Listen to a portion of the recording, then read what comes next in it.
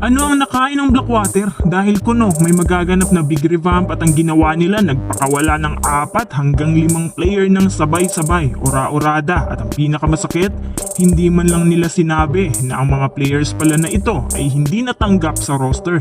Si Paul Zamar na isa sa mga naapektuhan sa pagtanggal na to ay nadismaya sa nangyari. Kumbaga kasi yung professionalism ng isang team na wala. Hindi maintindihan ni Paul Zamar kung bakit pabigla-bigla daw ang desisyon nila. Nakausap ng spin ang mga players na naapektuhan at ang sabi wala na raw silang magagawa. Alam nyo ba, ang daming galit ngayon ng mga PBA players dahil sa mga ganitong plano nila, di ba? Napag-usapan na natin si Joshua Monson, nagalit siya sa Titan Ultra dahil malapit na mag-expire ang kontrata niya, tapos hanggang ngayon wala pang sagot ang Titan Ultra Management. Ang Titan Ultra hindi pa sigurado habang ang career ni Monson nalalagay sa alanganin. Yan na nga ba ang tinutukoy ni Paul Zamar?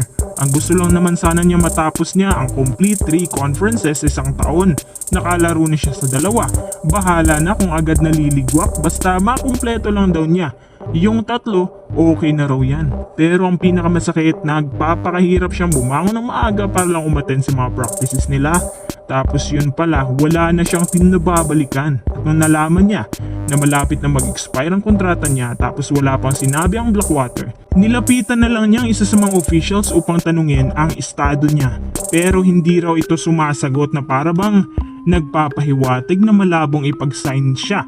Tapos yun na nga, kinakabahan na siya at nalaman na lang niya sa ibang impormasyon. Ang sabi, tanggap naman daw niya na tanggal na siya pero parang huli na raw ang lahat. Tanggap naman daw niya na tanggal na siya pero parang huli na raw ang lahat kung makakakuha pa siya ng team.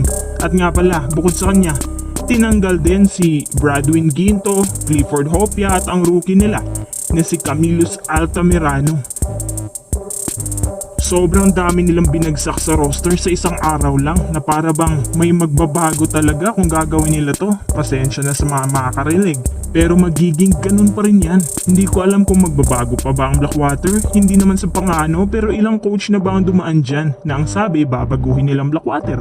Okay sana kung hindi nila pinamigay from the start ang kanilang mga potential players. Eh nako, ang dami na nakapaglaro dyan. Si Bearfield lang ang nagtagal. Tapos si Bearfield nga, inaasikaso na rin nila para makalipat na sa iba. At sigurado na ako na kapag napuntang ibang team yan, papalitan lang nila ng may edad. Tapos may kasamang future picks ko no, di ba? May bago pa ba doon? Tsaka siya pala yung pang 5 player na tinutukoy natin ha.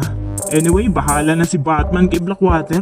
Naawa lang ako sa mga players na mawawala na naman ng trabaho as if talaga na maraming teams ang PBA na pwede nilang malipatan. Coach Yang Yao, pinaakyat ngayon ng mga tao bilang commissioner ng PBA? Naku, posible pa ba to? Tingnan natin.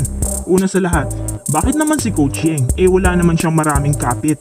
In fact, maraming naiinis sa kanya dahil sa kanyang bold comments at minsan may mga sinasabi pa siya na hindi niya dinedetalye pero ang tinutukoy doon ay yung mga big teams, particularly na ang SMC Group.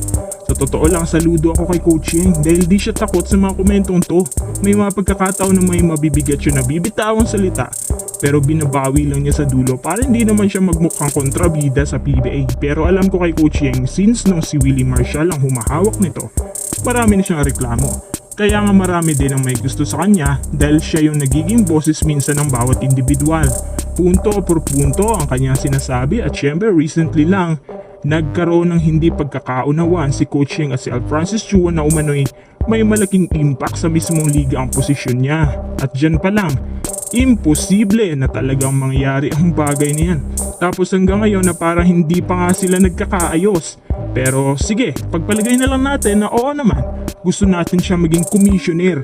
Tiyak marami din ang magbabago sa liga at pwede pang manumbalik ang dating sigla nito dahil alam niya kung paano ibabalanse ang pagpapatakbo. Sad to say, hindi po mangyayari yan.